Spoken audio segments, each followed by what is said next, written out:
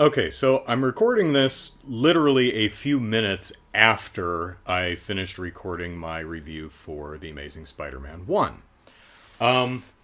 Couple more things I want to say about Amazing Spider-Man that I didn't say in the last video because I forgot. So, the movie started with the Marvel comic page flippy logo thing, which I actually not surprised by, but wasn't expecting. Because the movie's from 2012, fairly early in the whole MCU thing, and I was like, wow, Sony was really trying to get in on the MCU that early, huh? It's not a critique of that, has no bearing on what I thought of the movie. It's just something that stood out and I thought was interesting. The Lizard, I don't know what they were thinking with that design. I mean, it's almost original Sonic design bad. It's not original Sonic design bad. It's not even almost. But I mean, it's leaning towards that area. It's like exploring that territory. I was looking at the design. Is the effect bad? It's not great. It's also 2012. It's meh. I'm talking about literally just the design of the character. I don't think it's a very good, compelling, interesting, attractive, cool design at all. I think it looks dumb. I don't like it. Maybe it worked for you. I just think it looks... maybe it's just I'm a comic dork and I'm used to Lizard with a muzzle. You know? This is very flat-faced Lizard. Looks more like Voldemort with a skin condition, you know? And I was also really annoyed by, the Lizard has the white lab coat, but he, like, enters every scene with the lab coat and then just rips it off. I'm like, keep your damn lab coat on! It's one of the most interesting parts of your design! A big, hulking lizard monster with a nice, pristine white lab coat. That contrast, that juxtaposition, that's something that sells the character. It's one of the things that makes it work. No, they just wanted dinosaur. I mean, there was a moment, I think it's in where he comes out of the sewer up into the school, where he has, oh, finally, they're going to keep the coat on him. Because his coat is torn and tattered and dirty, but mostly intact. I'm like, okay, cool. And then he just instantly rips it off. I'm like, aw. There was, I thought of another moment in the film that I quite liked, where he's pestering the carjacker. Now, in the previous video, I was complaining that Spider-Man comes off as just a mean jerk. I mean, even to criminals, he's just kind of unlikable. But there's a moment in this whole sequence where he's in the backseat of the car that the carjacker is trying to jack. And he's like, oh, Spider-Man! And he he opens the door to get out, and he thwip, yanks the door closed. And he's like, open the door, thwip, yanks the door closed. He does that 2 or 3 times, and I'm like, that's a fun bit of choreography. I liked that. That was fun. Did I have anything else to say about the first Amazing Spider-Man? No. I think that's it.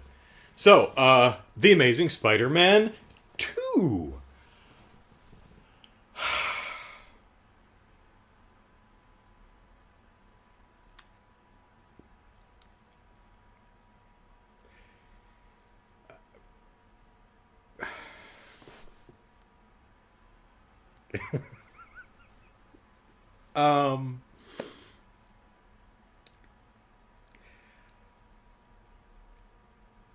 I really didn't like the first one. I thought it was genuinely bad. So, man, if Amazing Spider-Man 2 is even worse, that seems like Sony is like on the attack. Is like trying to hurt us. Oh, we heard you're a fan of Spider-Man. Well, what if we made it suck?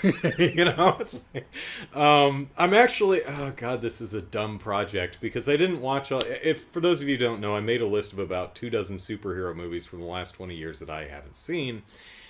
And the vast majority of them I didn't see because they look bad. Like the Amazing Spider-Man movies, and the Fantastic Four movies, and Green Lantern, and Catwoman, and so on.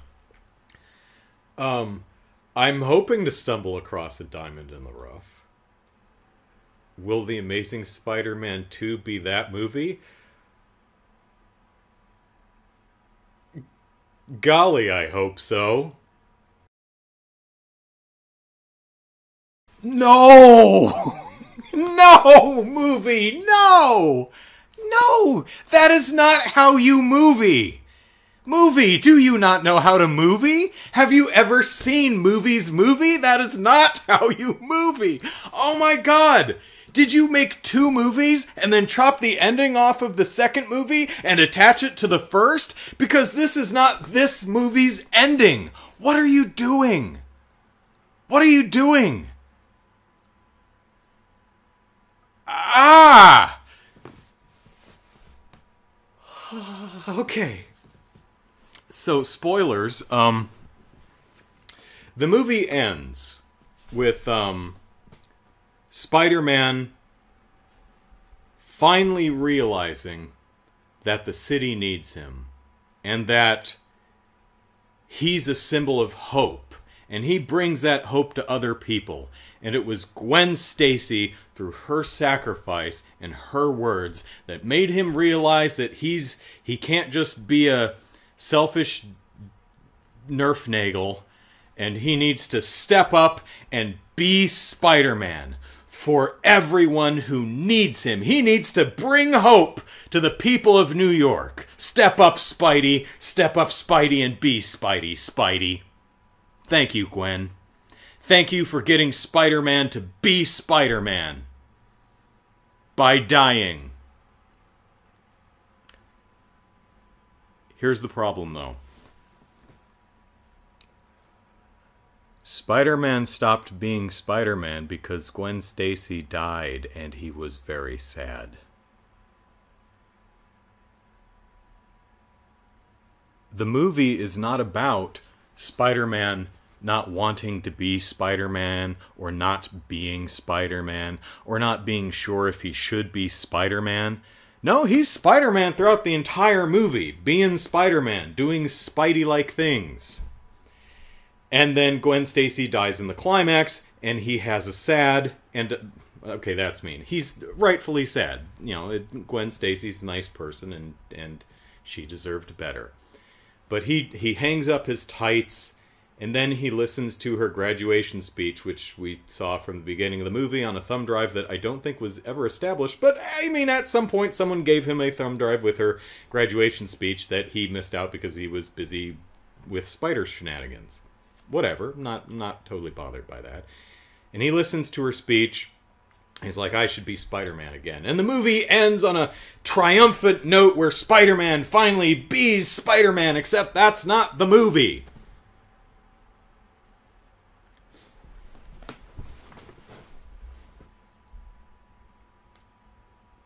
You've heard of fridging, right? That's the phrase often used when a narrative, often, you know, comic books and superhero stories, will kill a female character in order to facilitate the narrative or character growth of the male character. In and of itself, not a bad thing. But in context, in the context of the history of narratives and how women are often portrayed and utilized in media, it gets annoying. And it says kind of not nice things regarding how we as a society generally think about women. Again, I want to emphasize, this story crutch or trope in and of itself is not a bad thing when looked at in isolation. The problem comes in how often it's utilized to the exclusion of any other use for female characters in narrative, right? A lot of the times, I got something in my teeth. A lot of times, women have no place in a narrative. And when they do, they're used to prop up the male. And sometimes, we just kill them right off. For the benefit of the male, you see. In Super Spider-Man, Amazing Spider-Man 2, that would be good, Super Spider-Man. In Amazing Spider-Man 2, they kill off Gwen Stacy for no reason. It fulfills absolutely no damn purpose. The only thing her death does is make him sad and make him quit being Spider-Man, and then he gets over it and he bees Spider-Man again. Which he was doing in the first place. So, her death was pointless. And yeah, I know, it's Gwen Stacy. That's pretty much what that character's for. But you don't have to use her that way. You could do something more with her. She could have just, gone to Oxford. So,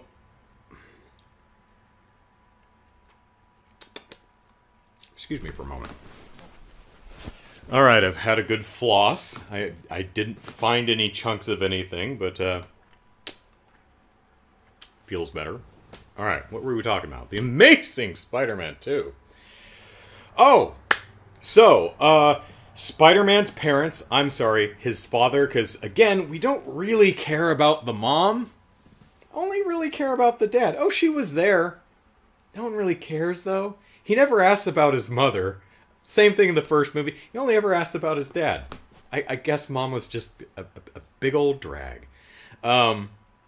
So, the movie, in its opening, sets up the whole super secret spy scientist thing, and they try to run away, and they die in a plane crash.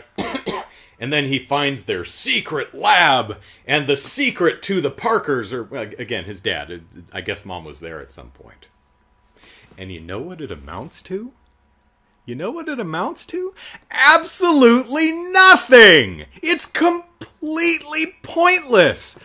No wonder they totally forgot about it in the middle of the first movie, because they set this whole thing up and then they ignored it. I'm like, is there something on the cutting room floor? Did they get bored? Well, they follow through in this movie, and it has nothing to do with anything. It changes nothing. I mean, you do learn something. Okay, so here's the thing. Harry Osborn, back up. Norman Osborn, which we heard about in the first movie, was apparently sick. We never met him, but Kurt Connor's work was supposed to maybe heal him. Well, we meet him in this movie, and he's very sick. And Harry Osborn comes and says, "Hey, Dad, you're sick. I'm sorry." And his dad says, "Yeah, me too." And then he dies. And now Harry, but right before he dies, he says, "Well, Harry, you have the same disease, which is going to kill you pretty soon. You're not going to live to my age. You're going to die like in the next few months. Sorry, buddy."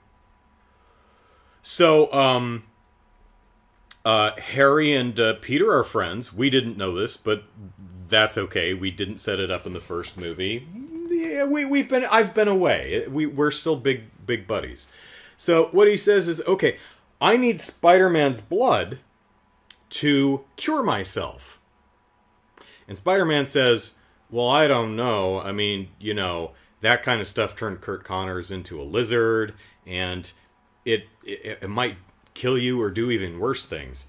And Harry's like, "Yeah, but I am going to die, so let's roll the dice on it." I mean, worst thing that happens is I just die. Or I guess I turn into a monster, in which case maybe we have the whole Oscorp fortune at our disposal. We could lock me in a very safe room and monitor me with lots of people with guns pointing at my head just in case I turn into a monster. Spidey says no.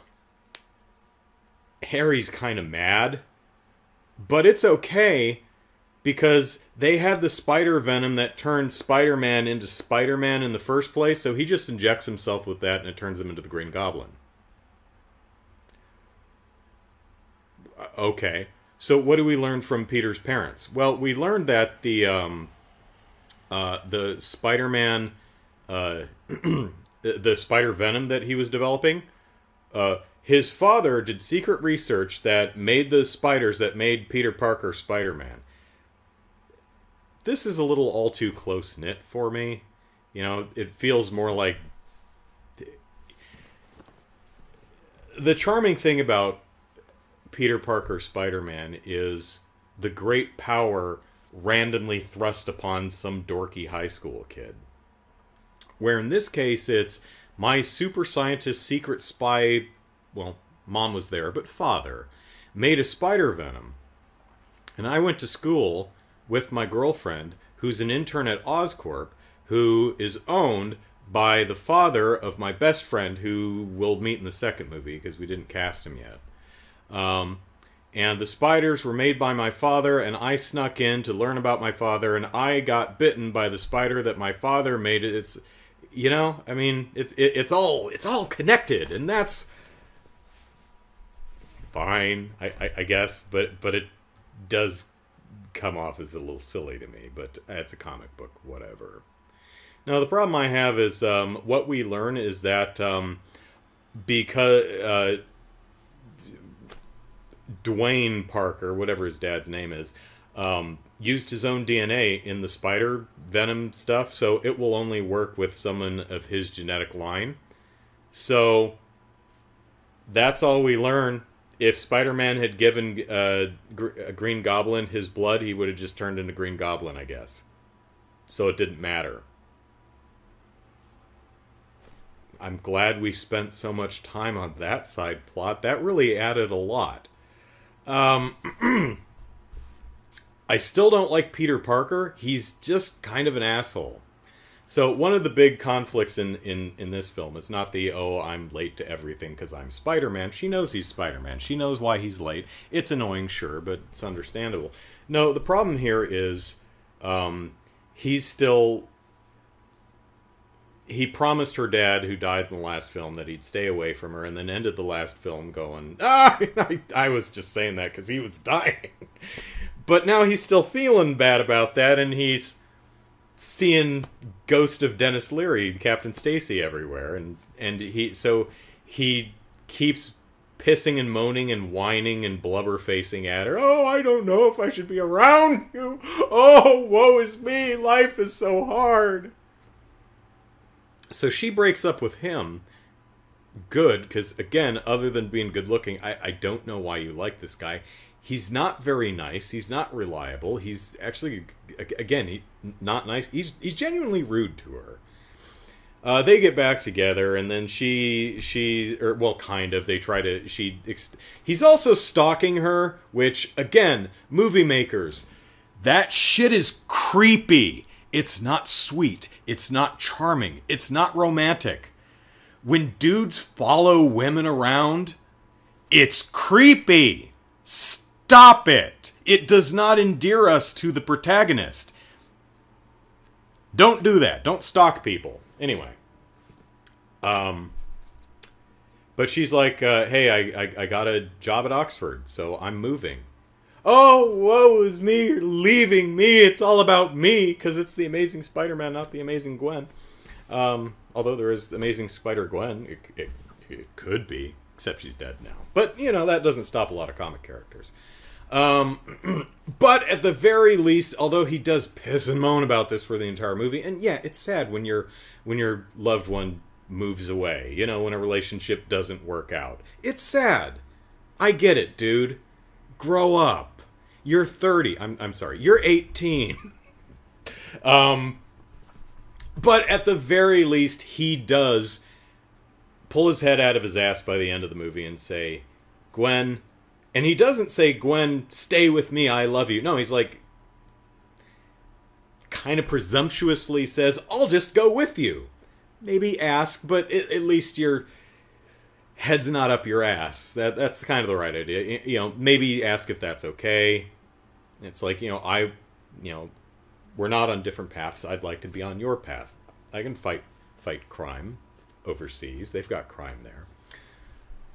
But then bad things happen, and they have to fight the bad guys, and Gwen Stacy dies. And she dies hard. She, falls off a building, as all Spider-Man's girlfriends seem to, and he thwips a thread at her, and catches her just a bit short, and she smacks her damn head against the ground. I'm like, oh, shit! Oh, she died. And yeah, she died. Her nose somehow bleeds uphill. She's like bent over backwards and her nose is like bleeding upwards, which is kind of weird, but it's an indication that, yeah, she died. Even if she didn't smack her damn head against the ground, it looks like her spine would have snapped. I'm sorry, it's not funny. It's very sad. Also, it's, again, narratively pointless. I mean, you do need to be careful with the whole Phrygian thing anyway, but, this is not the way. Her death is just, it serves no point, no narrative purpose, no character development purpose. It is just because Gwen Stacy dies, that's what the character does. That character was written for one specific purpose, and you screwed it up, movie. Oh well. Okay, so Jesus. There's this I would say this movie is a step up, at least from the first one, which I thought was bad. So this is bad plus one. It's not as bad. It's not good. I don't even know if I'd go so far as to say it's fine. Let's say it's fine minus one. There's like some area between bad and fine. It's in there somewhere. Because there is a lot of entertaining stuff in the film, which I should hope, because it's a long movie at almost 2.5 hours. So let's talk about some stuff I like. Great Spider-Man costume. Love the costume. Looks great. A lot of the action scenes are really fun. I like the opening action scene. Pardon me. A lot of Spider-Man's quipping comes off as annoying quipping, which is, it should. That's the character. Instead of abusive and bullying. In the first movie, a lot of Spider-Man's quipping came off as just aggressive bullying. They did much better in this movie. It comes off as just him being mouthy and annoying, like Spider-Man should be.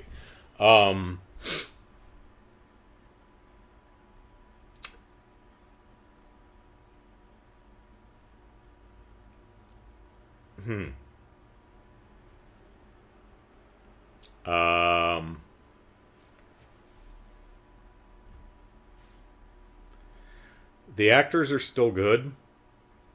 They're doing fine. I got no problem with Emma Stone or Andrew Garfield. I still don't know why the character of Gwen Stacy likes the character of Peter Parker, other than he's good looking, which he is. I mean, I get that, but he just kind of sucks as a person, you know? What else did I like? I don't know. I'll think of them later. There were individual moments. Oh, there was something that I thought was genuinely fun. Oh, he's fussing around with his web shooters. Oh, that's something I forgot to talk about last time. Spider-Man builds his own web shooters, but he doesn't design his own fluid. He just buys it in bulk from Oscorp. Apparently it's just a product that they sell. Which is funny. Because there's a scene in the first movie where he's, webbing someone. He's like, do you like this? I made this myself. I'm like, no, you didn't. You bought it. I mean, you made the shooter, but that fluid, you buy that in bulk from Oscorp. You think they'd realize that Spider-Man's using their product and could probably fairly easy track who that, who bought it, if someone really wanted to. But, whatever. Not a big deal. What's he talking about? Oh, so he's fussing around with his web shooters trying to... Because Electro's in this movie, and he's like, I need to figure out how to fight Electro. So he's... trying to figure out how to make his webs immune to electricity. And he keeps blowing up batteries. And there's a great shot where battery blows up, and so he hits it with a fire extinguisher. And it sparks, and he... And the timing on that was really good. It got a chuckle out of me. I like that. That was good. The editing is better in this movie. The editing was really weird. There'd be just like some awkward inter-scene cut. Like it would just end a scene and move to another at awkward times in the first movie, that's not as much of a problem. It's almost not a problem. There are very few awkward edits. There's only one weird camera move in this. Well, it happens twice, but the scene where Aunt May is in his room talking to him about his father, because again, no one cares about the mom. The camera goes... I'm like, oh God, did the cinematographer, the DOP just fall asleep? Just, yeah, well, I mean, the camera just Dutch angles. And they do that twice, and it's not a motivated camera move. I don't know what they're trying to convey with that. It's so weird. Because she's just sitting on the bed, and he's like, Aunt May, you've got to tell me about my dad. My mom, not so much, but tell me about my dad. And the camera... I'm like, what are you doing? What? Director of photography, what is the meaning of this? Okay, maybe I just can't read cinematic language, because that one confused me. And they do it twice, I don't know why. I liked I kind of liked the design of the big rhino suit at the end of the movie that Paul Giamatti wears. I mean... I know some comic fans are, it should be a guy in pajamas. Yeah, but it was kind of fun. I like the big rhino armor, you know? Because he comes walking around, it's got guns, it's got a big rhino head on it. It's goofy, it's fun, I like it. I'm like, oh God, I hope he goes on all fours in charge. And he totally does, it's great. Unfortunately, it just... And then that's the credits, and we're done. It's like, oh. Oh, and the movie's totally trying to set up Sinister Six. Oh, Sony. That's so adorable. You think you're going to have your own little movie universe out of this. Aw, it's so sweet. You have to make a good movie first, Sony, and you are so bad at this. Into the Spider-Verse was... I don't like it as much as many do, but I thought it was solidly good. Different review, though. The Venom movies suck, Sony. Morbius, I'll be honest, I saw like a 5-6 minute scene, and it was a well-made action scene. I'm like, okay, well, at least maybe the action's going to be good. The movie looks like something I probably wouldn't enjoy. But, you know, as long as Sony can make money... well, I mean, the Tom Holland Spider-Man movies are... well, at least the two I've seen. Homecoming was okay. Far From Home was pretty good. No Way Home, I'm hoping to see this next week. So, yeah. So, whew. Yeah, man. Not as bad as the first one, but still not good. Not that there wasn't anything to like. I mean... Some good action. Oh, I was talking about the Rhino design. Electro's new design. At least I'm not familiar with that being a look from the comic. Maybe that's like a New 52's DC. What was the? I don't remember. Maybe that's a design of blue electric person. You know, it was alright. I thought it was kind of a neat idea. It made sense for the character. It's completely different from the version of the character I'm used to, but, you know, it's fine. Electro, right? Not Shocker? Yeah, Electro. Although it's weird because the character's originally like a real dorky guy with a big gap in his teeth, and he falls into a vat of electric eels, and that turns him into Electro. Fine. And that fixes his teeth. Literally, the camera zooms in on his mouth to clarify that it fixes his teeth.